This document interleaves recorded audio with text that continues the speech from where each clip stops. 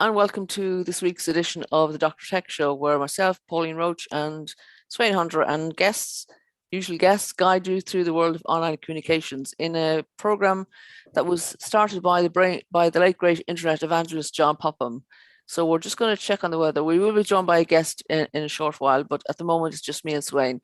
So Sweyn, how are you? Where are you? And how's the weather? I'm okay. I'm fine. I'm in Orkney as usual in Kirkwall, and the weather is absolutely dire. It's completely overcast, torrential rain all morning, and no sign of it stopping before late evening. So yeah, a rainy day, but that's right. okay. Well, here in Birmingham, all right, yeah, go on. Good for garden. Yes, absolutely. Here in Birmingham, 5 minutes ago, I was closing the curtains because it was so bright that I couldn't see the screen, and now it's slashing rain. So it looks like we're going to have an Irish day with us, like several seasons in the one day. Indeed. But it's good to be here again and doing this program. And we are absolutely delighted to announce that John, the late John Popham, whose anniversary occurs tomorrow, actually, first anniversary, has been selected as an All Digital Awards 2021 finalist. Hey. In the Best Digital Changemaker category, there's three people, three finalists, and John is one of them. We nominated him several months ago now, and we were delighted to get the email last week to hear about his nomination, and we've informed the family, and Portia is delighted, his wife, and they're hopefully going to join myself on the day of the award, when they decide the awards. And it'd be great if John did win because he was so amazing. But it's an European community called Unite IT, a community of people interested in digital inclusion and digital empowerment in Europe. And they want members to use the online platform that they have to exchange good practices, share resources and visions on digital competence for inclusion, as well as take advantage of successful practices already in place. So the portal they have is powered by All Digital and contains a wealth of information on events, projects, stories, resources, good practice and policies in Europe on digital inclusion. I don't know if you can open that link, Sweyn, under John's name. Oh, on the link, have I? Yeah, on the grid. I will find that in just a second. Yeah, okay. Yes. Their kind of mission is to put hearts and minds together, heads and hearts, they say, to overcome the digital divide in Europe. So John was definitely, would have been, I think, very keen on that. And we're very excited that his work has been recognized. Yeah, so there on screen now is the homepage for Unite IT, which organized the awards. And there's his picture there. So it's really nice. I don't know who took that picture, actually. It's there he is. He's holding up his smartphone, and somebody and kind of looking wryly, I suppose is the best way to put it, at whoever was taking his picture. Is that what they call it? There's a name for that, isn't it? Where you take a picture of somebody who's taking a picture. Is there? Yeah, but I can't remember what it is now. But yeah, so it's good to see him in that category. The two other people in the final, the two other finalists are from Germany and Sweden. Mm-hmm. So Tobias and Gunilla, and I don't know who they are, but I'm sure they're wonderful as well. They will be. And it's just great to see John's name up in lights again. That's great. It's really nice to see that. And we'll see what happens on the 13th of October. I think it is. I haven't got the date in front of me now, but yeah, soon. Soon. Yes. Okay. In Brussels. Yes, indeed. Yeah, online of course, as we know.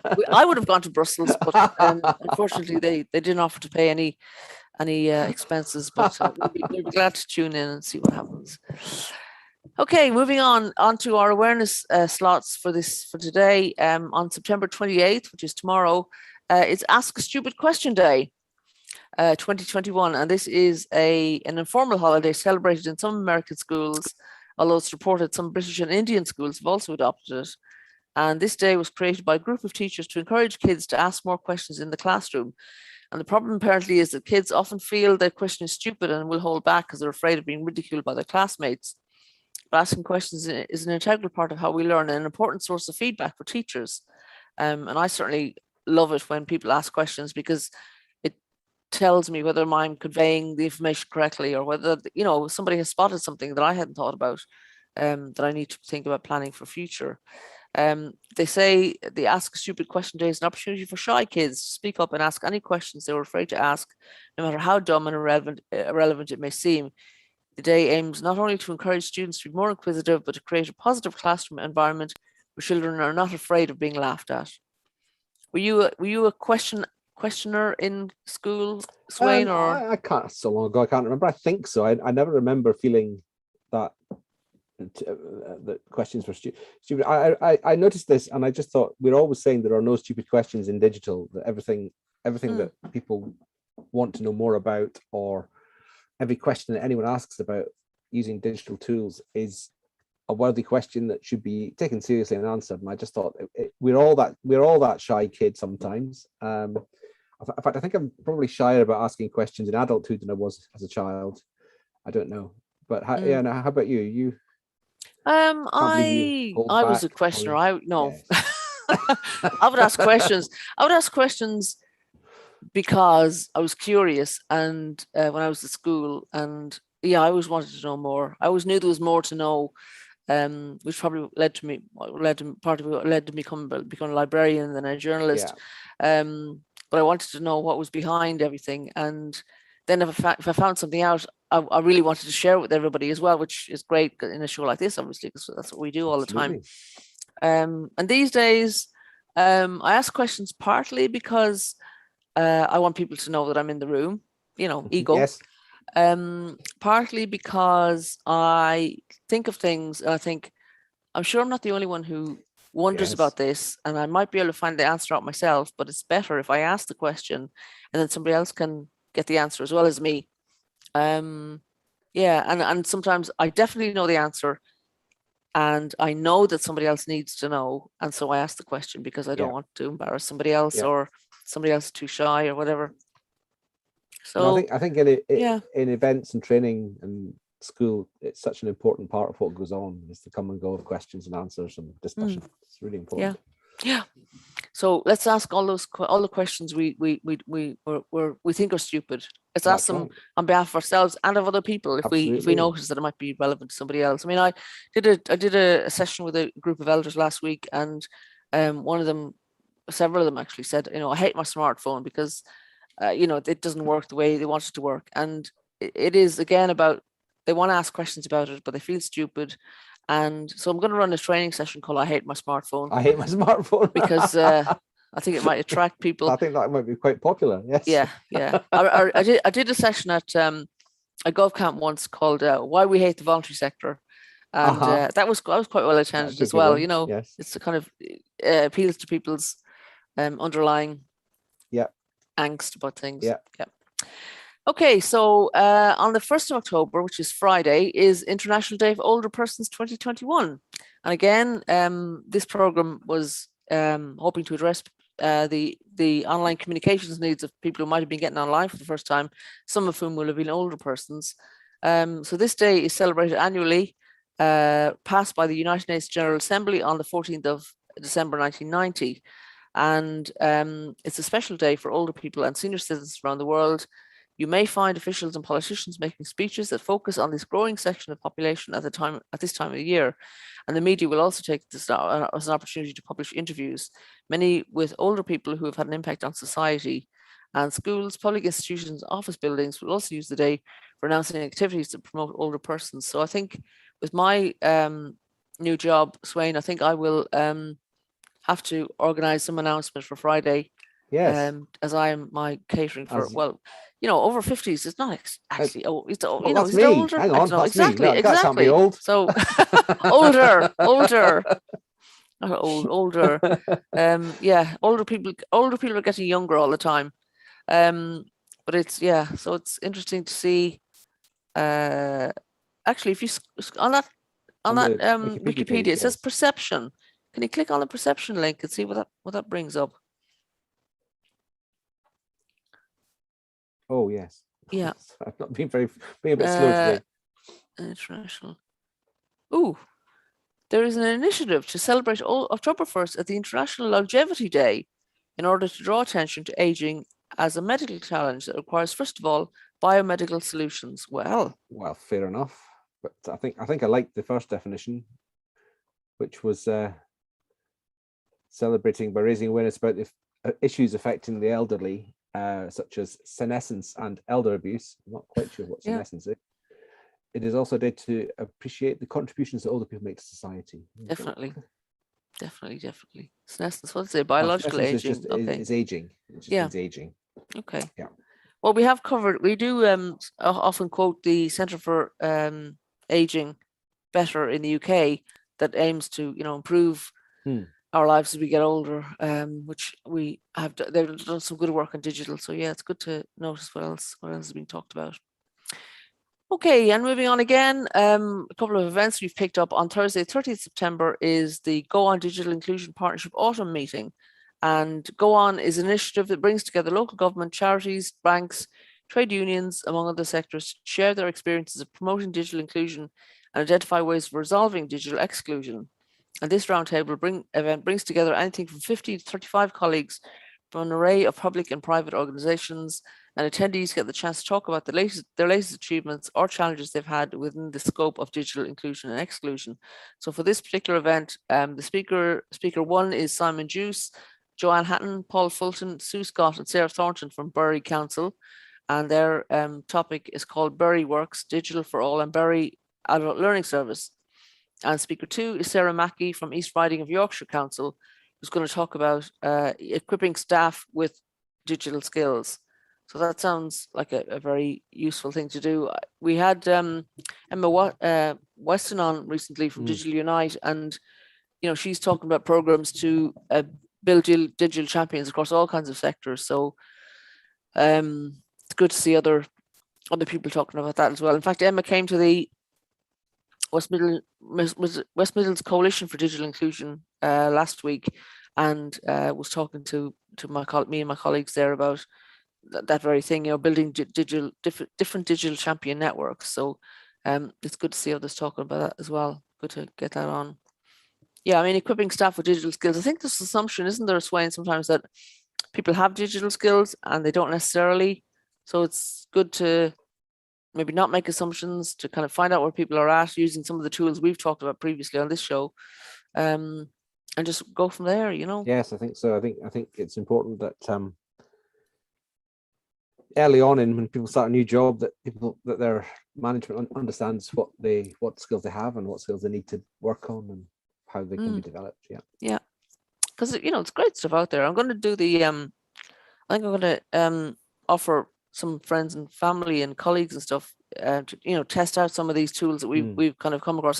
That Danish competence wheel, yes. there's it's a long questionnaire, but I think I like those sort of things. I like that. I find it useful to learn where I'm at. Okay, and another thing we picked up, and it is later in the month in October, but people are starting to prepare for it now, so I think it's worth mentioning. It's Get Online Week 2021, and this is from the 18th to the 24th of October, a digital inclusion campaign organised by the Good Things Foundation. And they quote the statistics that we're familiar with now, but it's worth repeating again. 3.7 billion people are digitally excluded worldwide, and over 13 million people in the UK lack the digital skills they need for work. And that was according to the Lloyd's Consumer Digital Index 2020. I think we've had a more recent one now, but the stats won't have changed a huge amount. A lack of digital skills and access can have a huge impact, negative impact on a person's life, leading to poorer health outcomes and a lower life expectancy, increased loneliness and social isolation, less access to jobs and education. And if the last 2 years, as they say, have taught us anything, it's how vital digital skills are to our well-being and safety.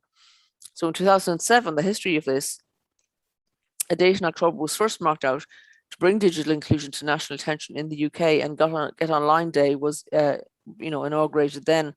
And in 2010 and for every year since, the campaign became a week-long annual celebration with thousands of events taking place in communities across the UK, giving everyone the chance to find the help they need to improve their digital skills.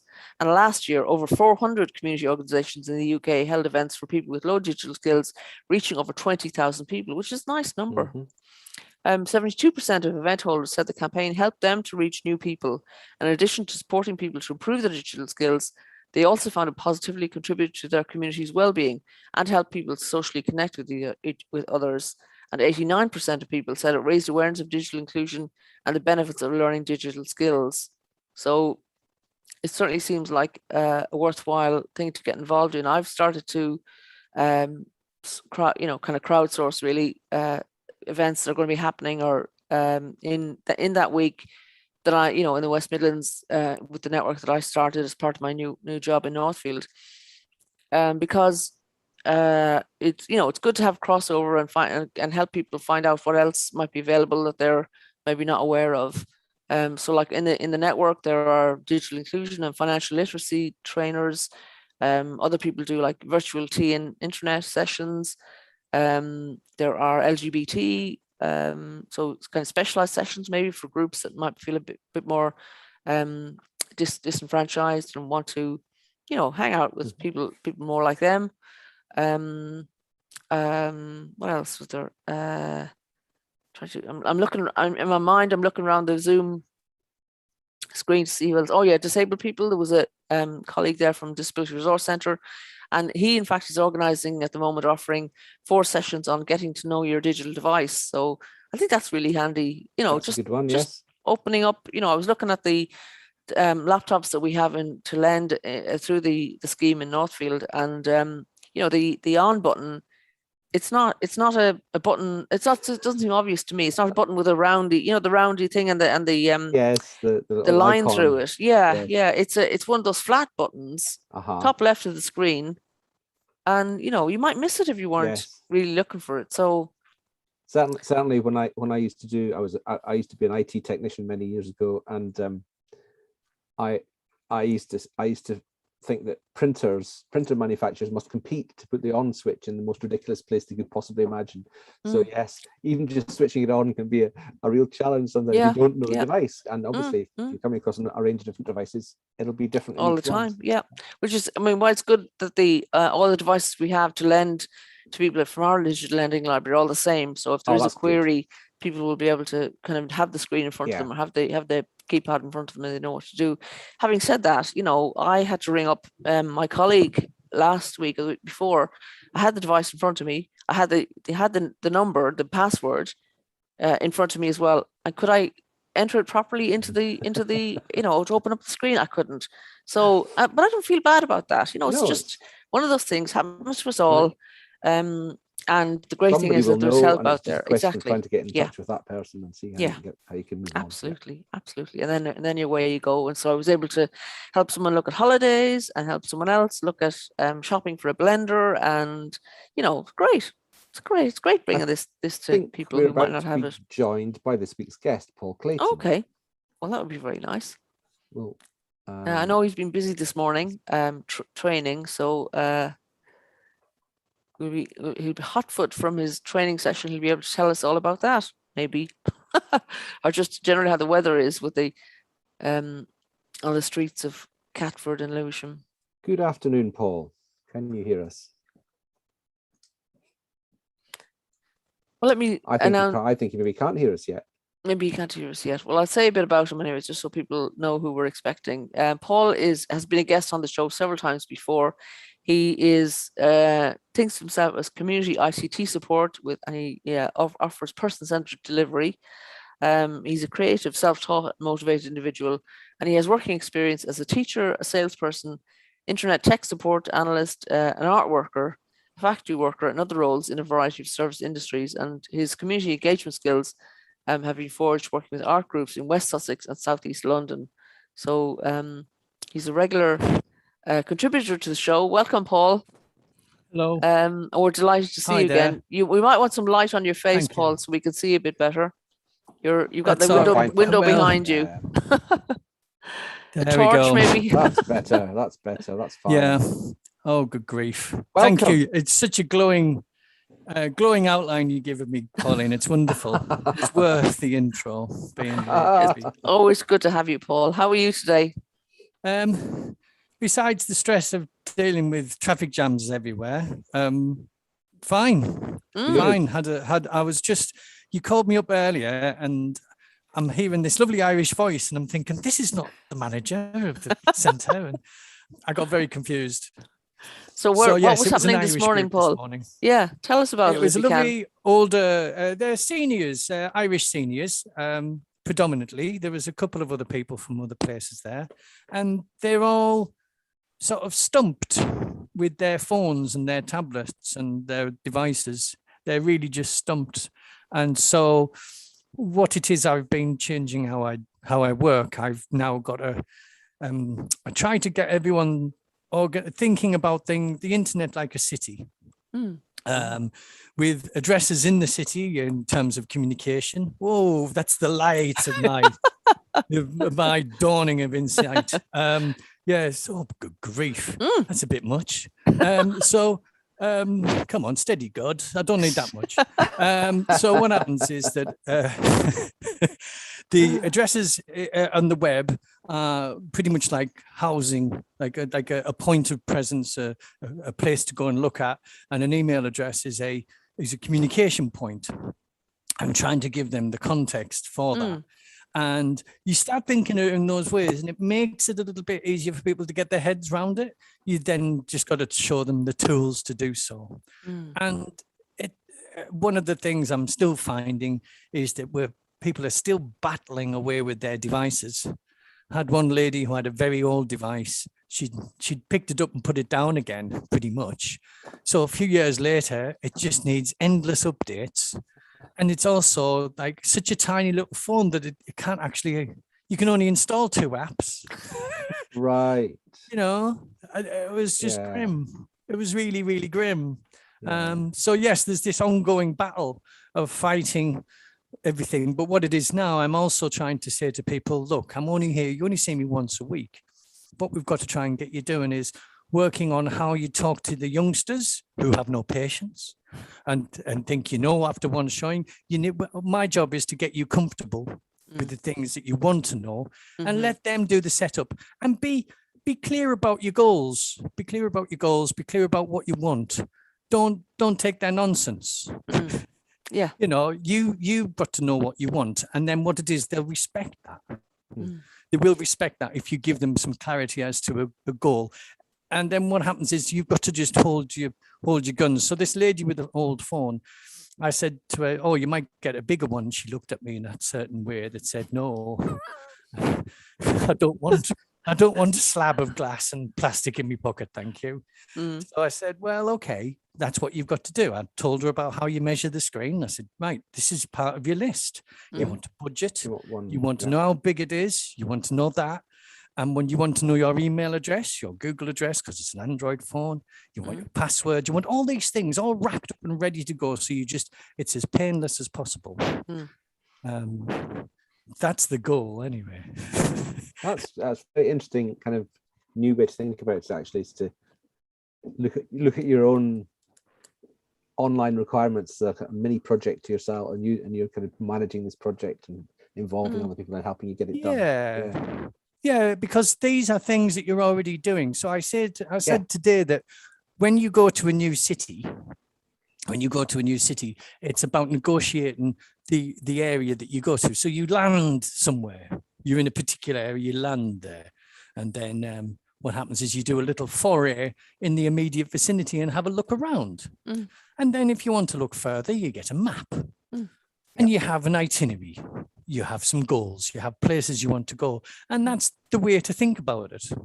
I think otherwise what happens is we're just overwhelmed with opportunities and options. And I read recently somewhere that the internet is a dry place these days. And I thought that was it's arid. And I'm thinking, because what's happened is the likes of, you'll remember these, AOL and CompuServe back in the day, these were services that provide internet access, and people had social interactions through these places. But what it is, that in the internet was basically like a library type approach where you would go and find things. Now it's sort of a mess of all sorts of services and things, and I can get my email through a web page as well. Oh, and what's that all about? So it's a morass of options. There's too many things to know about and to deal with, and the nature of things. It's I love the word mutability, but not many people would know what that means. It's just that option for being able to change from one thing to another. So I think, and this morning was really quite lovely. I really do. I'm starting to accrue people, which means I need volunteers, and I've had that conversation now. It was even said by one of them that everyone needs one-to-one support, but I've met this many times that a lot of people do need one-to-one support, and they're not very good in groups. But these people were so lovely that they were quite happy to be in a group anyway. And then they would sort of willing while I would run around after them in just circles round the table. Yeah. But that's not sustainable. That's not really something that can happen. So we're looking to getting some help next week, and we'll be doing more of the same. Really. Very good. Yeah. Is this a group that meets already and they've invited you in, or is this a group that you've recruited? It's neither, actually. What kind of group is this, Paul? Well, it's very interesting, because this is basically this is set up on the back of me coming into the centre and doing a specific session for them. So basically what's happened is that the manager said to people, Paul's coming in to do stuff. They've seen my face before. So, all right, okay, we'll come in and we'll have a chat with them and see what we can do. So what's happening is I'm just accumulating people as we go, which is, it's a mixed bag. It's one of these things that I'm realizing. I've been talking to Casper quite a lot lately. And we're talking about models of delivery and about how do organizations manage that? How do they understand what they need? What is all that about? And I'm sort of, I've done it before with another organization whereby I was doing one day with a class and I was doing another day with the surgeries, one-to-ones. And I found that was almost the perfect way. You had to have a sort of a counterbalance, because some people do really need that direct support, not for any, so shall we say, social reason. It's really because there needs to be a drilling down, and they really need to take on what's being said to them, or whatever, or they've made such a mess of things they don't know what they're doing, and they can't take that up in a lesson. It's just lesson time badly spent, unfortunately. So there you have it. So what was it? Was it a community centre you were in, Paul, today? The one was Irish in Lewisham Centre. Okay, cool. I probably know some people there, because I think they're part of the Irish in Britain network. They probably will be, because most of the Irish centres are. I mean, I'm doing some similar work in Birmingham.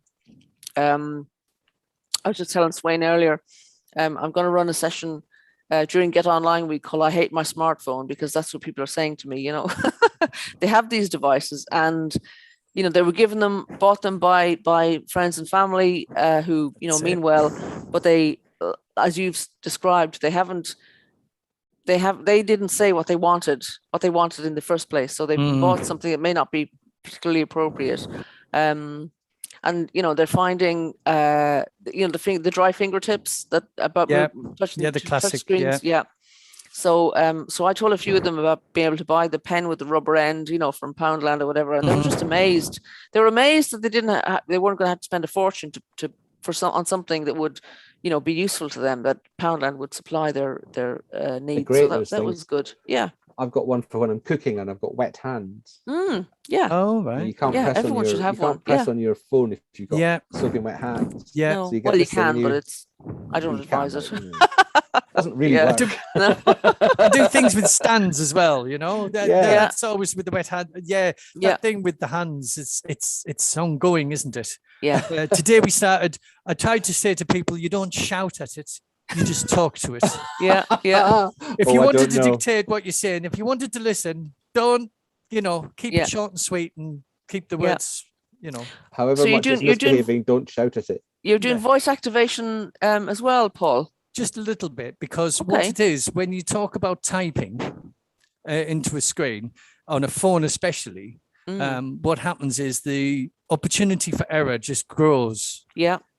And then we have, like you said, the whole finger business, but it's not the finger, it's the punching. It's the punching of the screen. Stabbing. Yeah. Press. Press. Yeah. Oh, and it's not mechanical. I keep on telling everyone. Yeah.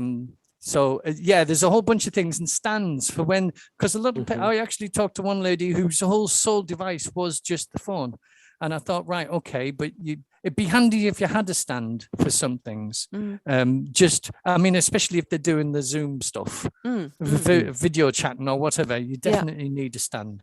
So they're the two sort of pre-requirements. Yeah. And we've also, myself and Casper had a little giggle because we seem to have a matched protocol when people come into the room. I'll show you. It's a very straightforward thing.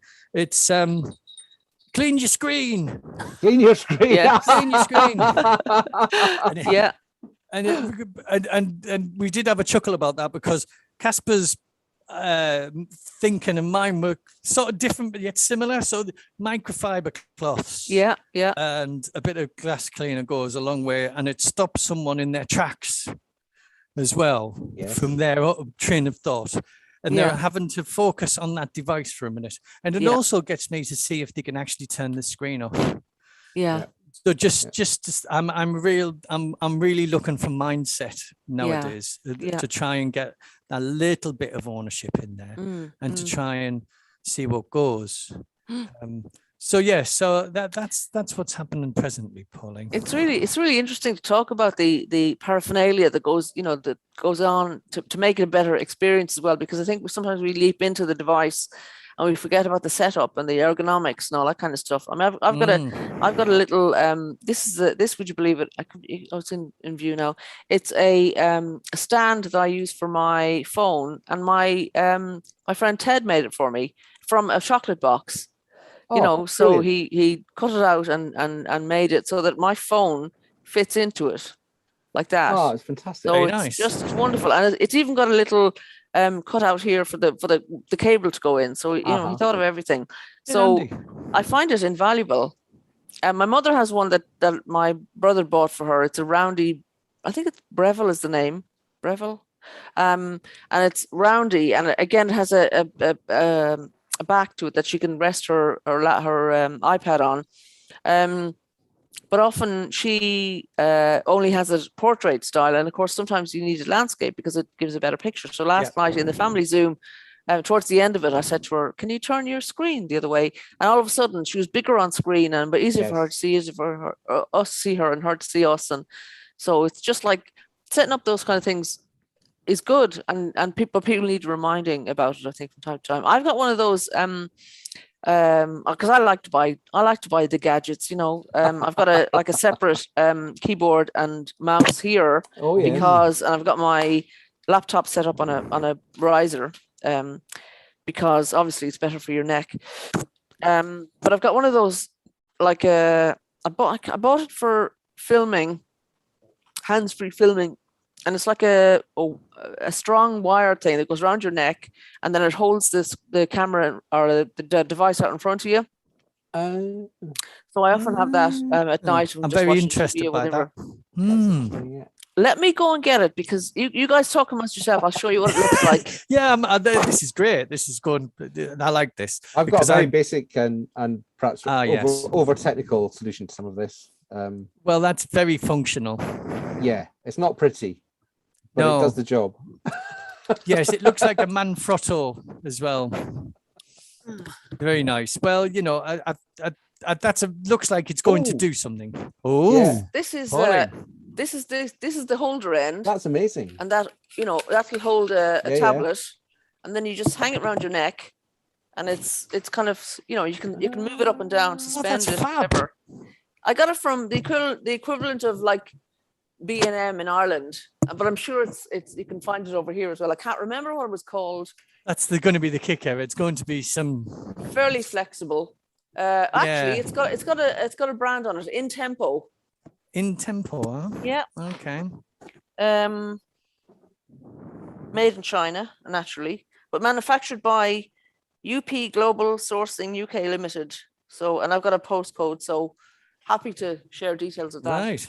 Yeah. Wow. But those kind of things, you know, that was like a 10 quid or something. Yeah. But it's been brilliant. Really, really handy. And I got Yeah. a gooseneck, you know, the gooseneck stands like a vice. Yeah, I know the ones. Yeah. Got one of those for a friend a while back. Again, watching TV at night in bed, just clip it onto your headboard and it's, you know, so much more enjoyable. This is true. I worked with one client who was a stroke survivor, and he had very limited mobility. In fact, he could only use one hand.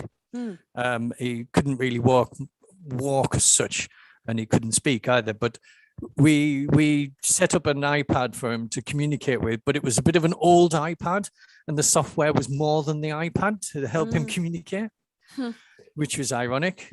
And then we got a case. Now, unfortunately, they got a case that made it look like an Etch-a-Sketch. And that didn't help with a gentleman. You know what I mean? This is now looking like a toy. Yeah. And then it became a very heavy toy, as it were. So then it kept on falling, and the stand that he got just wasn't able to do it. So it ended up not being used. So this is also the sort of downside to some things here. If you don't get the right thing, it's not going to fit the purpose. Yeah. And it is a bit about budget. Sometimes, I mean, I was just commenting on Sweyn's phone stand there, and I thought it was a Manfrotto. I've been doing a lot of research on these phone stands and such, and that clip is not cheap. And to find a decent clip to actually hold on a stand is actually quite a job. I think I've got an imitation, because I can't believe I spent more than £5 or £6 on it. Okay, that's all right then. That looks like the kind of thing I've got in the pound shop regularly as well, you know. Yeah. I mean, it could be £2 or £5 in a pound shop because it's a bit more advanced, but you know, still affordable, I think. Well, this is it. I mean, you can get ones with just elastic on them, and but they're springy, but they don't necessarily hold it well, and they set off buttons. That's right. Yes. How to connect them without sending your phone into some kind of it goes into do everything mode. Yeah. I mean, this is what I'm trying to do at the moment. I'm trying to get a bit more into video, and what you had there, Pauline, was perfect for being able to video a device being used, I think. Yeah. I think whoops. Did you find something, Sweyn? Oh, here we go. Yes, that's the jobby. That's it. There we go. $9.99. It's called an in-tempo, hands-free smartphone and tablet holder, multi-use. And that's the eBay. That's the first. Highly recommend. Yeah. There we go. I'm going to. I like that. It does look a bit odd by the way that's really poking up at it, but they're fantastic. I think that's one of those things that looks really good to people on the call and really weird to the people in the room. I wouldn't be without it. I find it really helpful. Really interesting. Yeah. If it can hold a tablet well, that's a real top winner in my book. The fitting does tend to come off, but it's on you can just slide it back on again. It's not it's not broken so far, and I've had it for a couple of years, so well, you've done well. For £10, that's pretty good value. Yeah, you can't go wrong. I think that this is the sort of point we're all sort of coming to with the conversation, that these extras are quite valuable in use terms. When you talk about ergonomics, it's a big word with a few vowels that hardly anyone understands, but I'm very keen to sort of remind people that you'll be in a lot of pain if you don't. Exactly. You know. Exactly. And that's hence holding the separate a phone in your hand, and you have to hold it a specific way, and all. Your thumb gets sore, your fingers get sore, your wrist might get sore, and if you've got any sort of hand condition to start with, then that's only going to make it 10 times worse. That's right. You've got real issues there. You've got to start learning how to talk at it to be able to make it work. Well, this is the thing. So are you looking into that more now, Paul? Because I think voice activation really hasn't been really completely understood or explored, but I think it has great potential. I'm a fan. I find that what happens though, there's a couple of issues. On the bus, shouting at your phone over the noise, it's not going to go well. It's not going to go well. Yeah. So, and it's also, I mean, people are going to, I mean, older people are very aware of their presence. When they start doing that, they'll feel embarrassed. Yeah. So there's a few things. It's a bit like a phone speaking to you as well. I've done a lot of work historically with visually impaired people, and screen readers are fantastic, but you wouldn't want to. I asked, I'm really keen for them, people I'm working with, to wear headphones. You know, you don't want, as a person with sight or any decent sight, or frankly, I've known when people are in that in-between stage of losing sight, they will want to use it even more. Yeah. And a screen reader is comes second. But trying to use a phone with reading out stuff, it's tough. Yeah. It's really tough. And but I'm a really big fan of. I've worked with a couple of people where we've just used Siri. I'm not fond of the Google Assistant for some reason, but use Siri to just find stuff, just do stuff, just activate, just to have that. Yeah, just roll out things. Just where is things? Where do I find stuff? I think one lady just wanted to know when her church was meeting, and she needed to find the website of the church. You know, it was just simple little things sometimes. And what happens is it's really about the timing as well, because the amount of times I've gone, right, we're going to look for this, and they talk to me, and then I press the button and I go, no, you meant to be, and then what happens is what I'm speaking is the bit that goes into the search, not what they were saying. Yeah. So it's all a matter of that timing is quite crucial. I've had many instances where it's not quite right. So it's about, and again, it's framing of intent to get people to actually get that timing on. And I think that's one of the things that I'm quite happy to play with, but I think some people are going to feel very vulnerable when they're actually just speaking to their device in public too much. Yeah. I think it'll get more and more common. I do see more people feeling very relaxed about it, relaxed enough to kind of have loud conversations on buses with no headphones, and that really gets my goat. But you know, it's coming. But again, you know, you usually get a headset like this with your earbuds, with your phone. Yeah. So most people should have some kind of set. I've got several, obviously. I'm sure we all have. And again, pound shops, you know, can have them. That they can have them. Not too bad. They're not too bad. Yeah. I'm a big fan of. I'm a big fan of the Bluetooth headphones. I've been a friend of mine. He got treated for his 84th birthday, and his sister bought him some really funky Bluetooth hearing aids with an app that does this amazing targeting thing. So you could actually be in a small conversation with someone in a busy place and it just focuses in. And also you can actually change it to sort of drown out ambient noise and then focus on something elsewhere. Oh, it's really quite good, but like silly money. I mean, 3 or 4 figures. Yeah. Speaking of which, I have one of the things I'm doing now, I'm actually telling people the internet is older than they think. I'm playing the Morse code. I've even found a lovely bit of Morse code that says "I love you," which I also say to them, you've got to remember that the telegram services were also doing dating and mail ordering way back in the day, you know, way back. So all of these things aren't new. And then I stumbled on, I think it's called Phantom Landscapes from 2016, I think, which is where some Bluetooth headphones were hacked to pick up 2.4 gigahertz wavelength, which is the Wi-Fi signal. And what would happen, this guy was actually hearing Wi-Fi and going for a little walk around the BBC, and they made recordings of it. And it's really interesting. So I start off the lesson playing Morse code, and then I found like the modem. I found a lovely 90s squelchy modem, and then I play the modern Wi-Fi noises. And it's quite interesting because the modern Wi-Fi noises are very spooky and bleepy. It's quite interesting. Wow. So have you found it, Sweyn? Phantom Yes, Terrains. you have. Phantom Terrains. That's the one. Thank you. So what does that do You'd then? be on the case. What does this do then? It's what does it do? It streams of wireless data surge from internet exchanges and telephone relays flowing from routers to our devices and back again. And this is an experimental platform which aims to answer the question, what would it mean to develop an additional sense which makes us continuously attuned to the invisible data topographies that pervade the city streets? Wow, that's data great. topography. I mean, wow, eh? Definitely look at that one later. It's pretty wild. It's been around a while, but I'd only just uncovered it recently, and I was quite impressed with the recordings and everything. So that was quite fun. So yes, it's I'm trying to sort of give everyone a sense of context, because Telegraph did offer all sorts of strange services that had just been redone again, really. So yes, that's the sort of thing I'm trying to do. I'm trying to get people's mindset a little bit more engaged with what's going on, and try not to.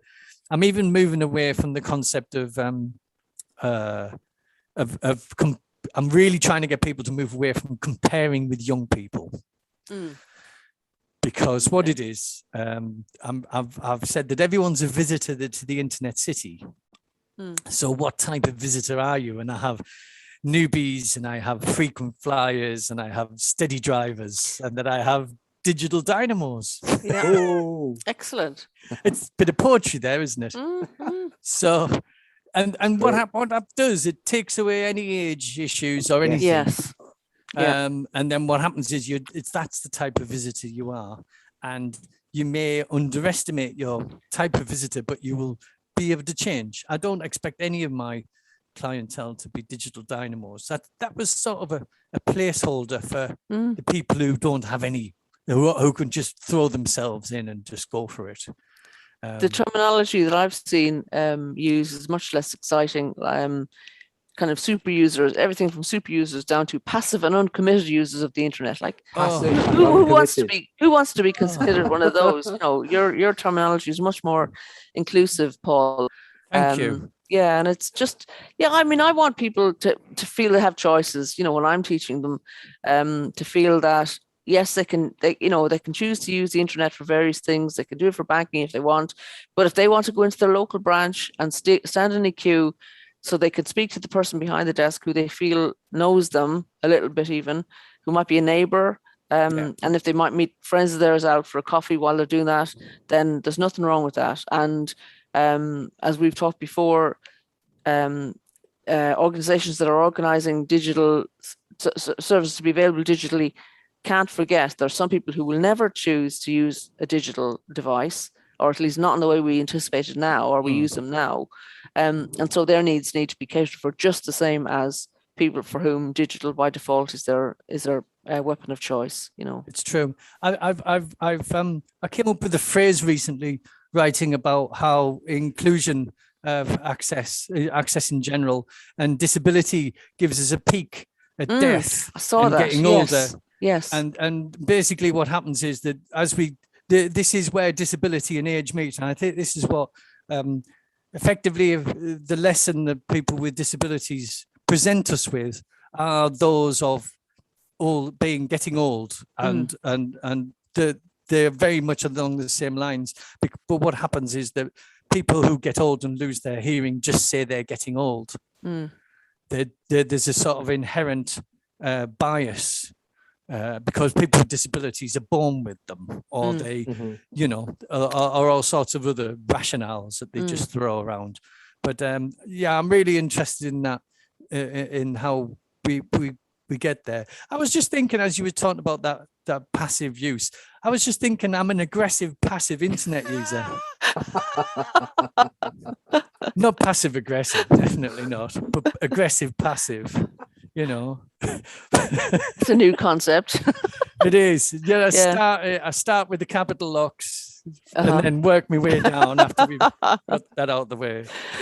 You mentioned Casper earlier. That's Casper Cannerdale from Clear Community Web, I think. For those of our listeners who are not sure, another regular on the show. And someone we're always delighted to hear from. And I know that he's going to be speaking at the Digital Unite event on the 14th of October. Are you going to be at that, Paul? I didn't know about this one. I know that he's at another event in Lewisham, based in Lewisham, called Silver Sunday, which Okay. is, I think it's something to do with Pensioners' Day. I think it's vaguely. Okay. So it's the 3rd of October, Silver Sunday. Okay. I didn't know about the Digital Unite event. Yeah, it's coming up on I think it's the 14th in London, and I'm hoping to be at it myself. But he's going to be talking about the work he's been doing. And he did a write-up that we kind of read out on the show there a couple of weeks ago. Right. And like yourself, he's kind of actively looking for other ways to get people involved and offer, make an offer to people that to make them feel not excluded and able to choose how they want to be involved in this world. Yes, I think that's the thing. I mean, I'm a big multi-format advocate, really, and he and I have a lot of similar thoughts about that. I think it's quite crucial, and one of the things he and I have talked about this topic like in various ways, but we've also talked about. Okay, thanks, Sweyn. We talked about how people do get engaged, and the ways that we do that. And I'm very keen to. Where's my thread? Sorry, I've lost my thread there. I'm just waffling. What it is that we both have similar goals in some ways. But we have, and we strangely enough, like the cloth, we have some things that cross over, and what it is we do. Yeah, we understand that that's a need. But I also, this is what I've remembered now, I was going to make reference to the government framework for digital literacy, which I find is somewhat flawed, in as much there's an expectation that people need to fill in forms. Mm-hmm. Yeah. And I think this is referring to your point, Pauline, that form filling shouldn't be a prerequisite, really. If all you've got is a phone, and trying to fill in a form is, well, it's a minor nightmare, right? Yeah. Unless it's an unbelievably well-designed form. There's not very many of them. Yeah. No.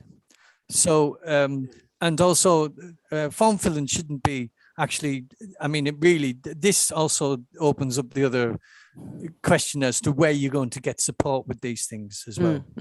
This is one thing I've been wondering about in terms of how a form of digital advocacy can work, other than because the CAB offer a very proper, like a casebook service. How can anyone else offer something similar? Well, this is why Digital Unite have launched their latest digital champion training employee volunteering program. Because what they envisage, they developed this with Capgemini. Now, Capgemini is obviously a huge organization, and they wanted to have some kind of employee volunteering program that would appeal to across their range of groups.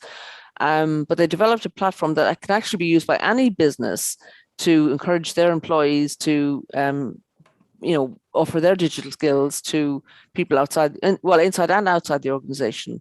And this is why I had Emma come to the West Midlands Coalition for Digital Inclusion in the last week or so to talk about how businesses in the local area might, kind of, they have to pay, but like businesses, most businesses have a CSR or employee volunteering budget that they can expend. And this looks like a really good use of money where Emma calls it digital champion light, where like digital people who have some digital skills, because we all know a bit, can help other people who might not have so many digital skills. And it raises the, a rising tide, as they say, raises all boats. It's about, harnessing people to get involved in being part of the rising tide so that they can help other people who definitely need it. And as you say, it's about having the patience, because you definitely need patience. When I was recruiting recently, having patience was one of the things that we didn't put in the job description. We kind of talked about it in the interview process about, how would you manage if somebody, we didn't use this form of questions, but the example was kind of like, how would you manage if somebody, didn't seem to be getting it? You just have to go over and over and over again. And find different ways of saying it, get them to show you what they're doing so that why it is that it doesn't seem to be getting through. Write it down. You've been great, Paul, to encourage people to have a pen and paper, to have a notebook a physical notebook. Yeah. Oh yeah. To make notes of what they're doing. So, that's what we're all trying to do. Bring people into the digital fold. If they want to be there, always. I think you're quite right there. There's some this interesting. I don't know if the word gender disparities would be a suitable term, but sort of in the older generation, I've had many instances where only one out of a couple will be interested. Right. And I do a very diplomatic notice to some. I say, look, you do realize that you've got to learn some of this stuff as well in case. Yeah. Don't like to say why. Yeah. But I've had instances where one lady came in and her husband had dementia, increasingly so, and it was his tablet, his device, his toy, and she had to pick up that Slack with his email address, which I found really would be quite upsetting on every level. Yeah. And it's and I've seen it as well in other scenarios where one person, is interested. I mean, I've found generally, shall we say, the bloke approach is that I don't know what it is. I'm too old to find out now. I don't want to know.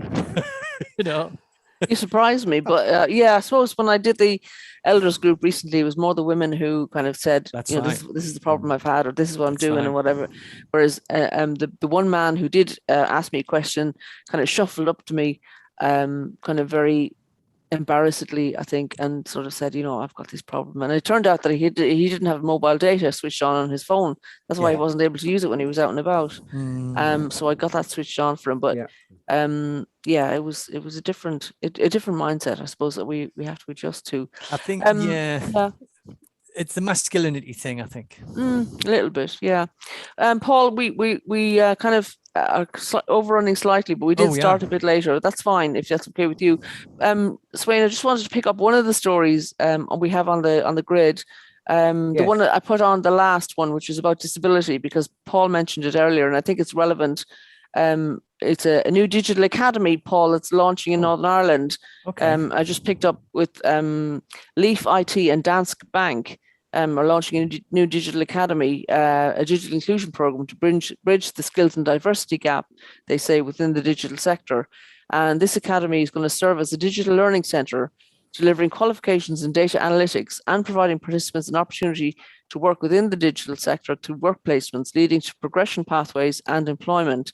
And it's launching in October. And the first intake will see 20 individuals with neurodiverse conditions taking part in the 12-week academy. And it's going to be the only one of its kind in Northern Ireland. And I thought it was interesting because I haven't seen anything similar to that in this country. I beg your pardon, in Great Britain. This is happening in Northern Ireland, but I'm sure it will come to other parts of the UK, in due course. But working, they particularly caught my eye because I was working with neurodiverse, as it says, but also disabled people that we would describe as disabled people. And I think there are particular needs, either physical needs of people lacking body parts or senses or something that need to be thought about. It's good to see that kind of thing happening. How that'll develop, because once you see it described, it's an obvious thing that you would want to do. But and I'm finding that with my own work as well in Northfield, that you discover that there are groups within the group of people who are disenfranchised, like disabled people, like people with dyslexia, for example. There are particular needs, and we kind of it's good to have the space to think about how you might cater better for different groups. Sweyn, you were at Comms Camp earlier. Yes. Was it last week? Can you say a little bit about that? Oh, it was great fun as usual.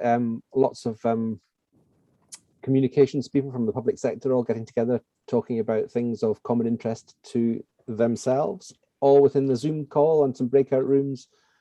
And we had lots of cake and curry as usual as well. It was good. It was a good fun event. So that was Danske of Danske Communications is the main leader of that, but there's several others all around the country help him, particularly the last couple of years when it's been an online event. There's talk of it becoming some kind of hybrid event next year, but then I guess most regular events will be thinking in those terms now. At least I hope they are. So we'll just have to see what happens next year. No, it's great. Great. Well, Paul, I think we've come to the end of the show for today. Once again, if people want to find you online, I know hopefully you'll be with us again next week, but in the meantime, if they want to find you online, where's the best place? You could go to soulchip.co.uk. SOULCHIP. It's just a blog, but you can read about me. I've got a story about a mobile phone there. Oh.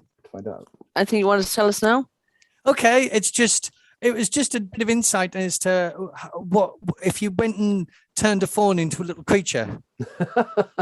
If you not anthropomorphized it, but made it into a little creature that you looked after, you have to charge it every now and again. You have to give it a workout, and you have to clean it up, and you have to, Yeah, that's good. nice. Like a bit like Digimon. Yes. Yeah, excellent. A good line to finish on. Hopefully we'll see you again next week, Paul. Thanks very much for coming on the show today. Always good to see you. Yeah. Thanks, Sweyn, for working so well. We work well together, and hope everybody has a great day and a great week. Have a great week, everybody. Bye. Thank you.